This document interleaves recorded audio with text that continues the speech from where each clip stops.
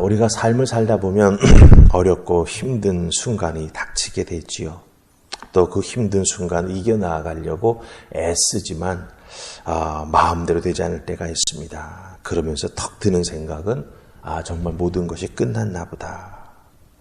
그런 생각이 들고 또 그런 처지에 딱 놓이게 되면 내게 희망이 과연 있을 수 있을까? 이런 생각을 우리가 해보게 된다라고 하는 것이지요. 모든 것이 끝났다라고 할 수밖에 없는 순간에도 우리에게 희망은 있는가? 물론 답하기 어려운 질문입니다. 또 제가 아직도 그런 모든 것이 끝났다라고 하는 느껴본 적이 없기 때문에 이런 질문에 답하기는 쉽지 않습니다. 하지만 뉴스를 통해서 극단적인 선택하는 분들의 소식을 이렇게 듣고 보면서 분명 사람들은 그런 순간에 놓이게 되는구나라고 하는 것을 우리가 알 수 있습니다. 근데 오늘 우리가 함께 읽은 본문 말씀은 우리에게 보여줍니다. 무엇을 보여줍니까? 모든 것이 끝났다고 느껴지는 그 순간에도 희망이 있다라고 하는 것. 바로 그것을 보여준다라고 하는 것이죠. 그렇다고 한다면 그 모든 것이 끝났다고 느껴지는 그 순간에 어떻게 희망의 끈을 놓치지 않고 희망을 따라가고 희망이 우리에게 있다라고 말할 수 있겠습니까? 갑자기 뭔가 좋은 상황이 생긴 것일까요? 그렇지 않다라고 하는 것이죠. 오늘 말씀 속에서 보면 하나님께서 계시기 때문에 신실하신 하나님이 우리와 함께 해주시기 때문에 우리에게 그런 희망이 있다라고 하는 것을 말씀해 주고 있습니다.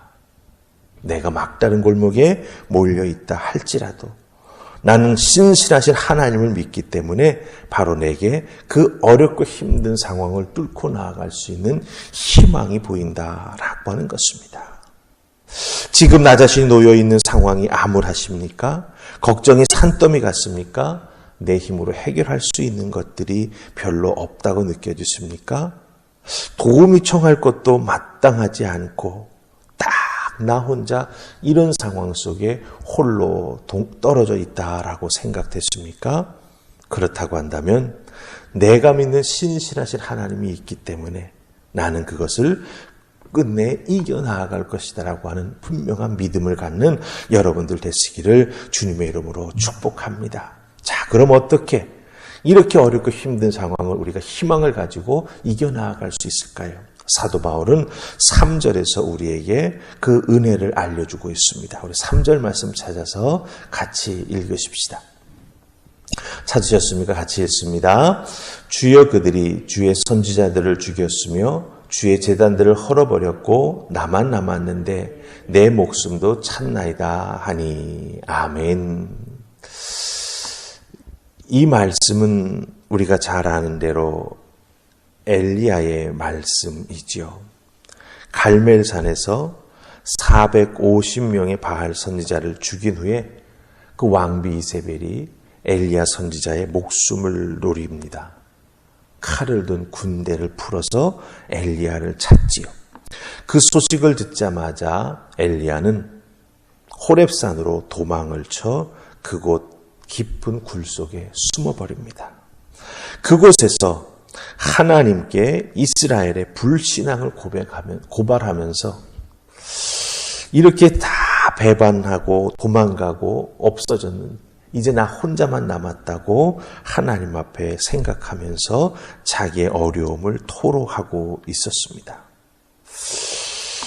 이런 생각하는 그 모든 엘리야의 모습 속에 자기 혼자 정말 안타깝고 힘든 상황 속에 빠져 있다라고 하는 그런 느낌이 너무 강하게 들었기 때문에 엘리야가 하나님 앞에서 이런 말을 하게 되었다라고 하는 것이죠. 하나님께서는 엘리야의 말을 다 듣고 뭐라고 말씀하십니까? 아니라고 말씀하시죠. 너 혼자 남아있는 것이 아니다라고 말씀하십니다. 하나님께서 남겨두신 자 7천이 있다라고 말씀하십니다. 그것도 바알에게 무릎 꿇지 아니한 자 7천 명이 남아있다라고 하는 것이죠. 이건 다른 말로 바꾸면 무엇입니까? 엘리야와 같은 믿음의 사람이 7,000명 남겨져 있다라고 하는 말씀이 된다라고 하는 것입니다. 여러분들, 여기서 무엇을 보십니까? 저는 여기서 포기하지 아니하시는 하나님을 봅니다. 이스라엘 백성 전체의 숫자와 엘리야를 포함한 남겨진 사람 7,000명 숫자로 비교해 본다면 참으로 소수의 사람들만 남겨져 있습니다. 다수가 하나님을 다 떠났습니다. 그들과 비교하면 이 7,000명의 사람은 아주 작은 사람들입니다. 하지만 하나님께서는요, 이 작은 사람들을 통해서, 남겨진 7,000명의 사람들을 통해서 이스라엘의 회복의 희망을 다시 시작해 나아가시는 분이 하나님이 되어주신다라고 하는 것입니다. 그렇다고 한다면 이 상황을 우리들의 신앙의 삶 속에, 혹은 나 혼자 어렵고 힘든 막다른 골목에 남겨져 있고 너무나 지치고 낭망되어서 희망을 바라볼 수 없다라고 느껴지는 나에게 한번 적용해 보십시다. 중요한 것은 무엇입니까? 하나님이 지금 나를 남은 자가 되게 해주셨다라고 하는 것입니다. 내게는 믿음이 있고 지금 비록 힘들고 지치고 어려운 상황 속에 내가 놓여 있다 할지라도 내가 믿음의 눈 들어 하나님 바라보고 있으니 하나님께서 나를 남은 자 삼으셔서 내 상황을 바꾸시고 하나님의 뜻을 이루시고 또한 하나님의 자녀가 믿음 가지고 살아갈 수 있도록 이끌어 주신다라고 하는 것을 바로 남겨진 나를 통해서 하나님께서 시작하고 계시다라고 하는 것입니다. 신실하신 하나님을 이제 오히려 더 깊이 믿고 나아갈 때가 바로 어렵고 힘든 상황 속에 놓여있는 나를 자각하게 될 때, 믿음 하나만 가지고 하나님 바라보고 나아가는 우리가 되면 하나님께서 우리에게 새로운 희망을 주시고 다시 시작해 주시는 은총을 베풀어 주신다라고 하는 것입니다. 5절 한번 우리 더 보십시다. 같이 한번 읽을까요? 5절 자 시작. 그런즉 이와 같이 지금도 은혜로 택하심을 따라 남은 자가 있느니라. 아멘. 맞습니다. 하나님께서 지금 은혜로 택하심을 따라서 은혜를 덧입은 자가 남아있다라고 하는 것이죠. 바로 하나님의 은혜를 통해 내가 은혜로 택하심을 따라 남은 자가 되었음을 여러분들 믿으시기 바랍니다. 그 믿음 가지고 나아가게 될 때, 내가 남은 자임을 깨닫고 나아가게 될 때 남은 자인 나에게는 특별함이 있습니다. 그 특별함은 갑자기 없던 능력이 생기는 것도 아닙니다. 갑자기 누군가가 나에게 막 뭔가 해주겠다고 달려오는 것도 아닙니다. 나에게 남아있는 특별한 것은 바로 하나님의 은혜입니다.